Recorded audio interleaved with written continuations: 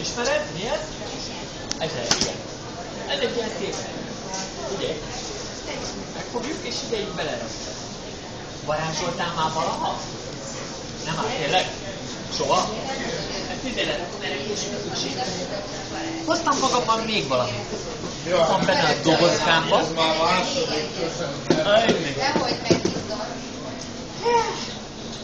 Ebben a zsákban van egy pár kendő, megfogom. Fogd meg légy szíves a sárga kendőt. Integessél vele. És tedd ide bele. Hogy most fogd meg a világos zöld kendőt. Integessél vele és tedd ide bele. Most fogd meg a fehér kendőt, integessél vele. Integessél vele és tedd ide bele. Most fogd meg a lilát, integessél, tedd ide bele. Most fogd meg a sötétzöldet, integessél, és tedd ide bele. Most el kéne mondani egy varázsigét, jó? Azt kell mondani, hogy fókusz, fókusz, mondjad? Fújj el rá, és a kendő már is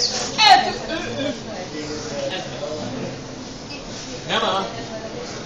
Ez meg mi lett? Tudod mi ez?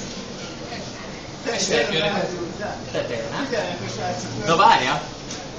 Megnézzük, hogy mi lehet az esernyővel, jó? Na nem áll! Azt a mit! Művésztünk! Halljunk meg, mert nagyon ügyik volt! Halljunk! Bravo! Köszönjük szépen! Köszönjük a segítséget! Köszönöm!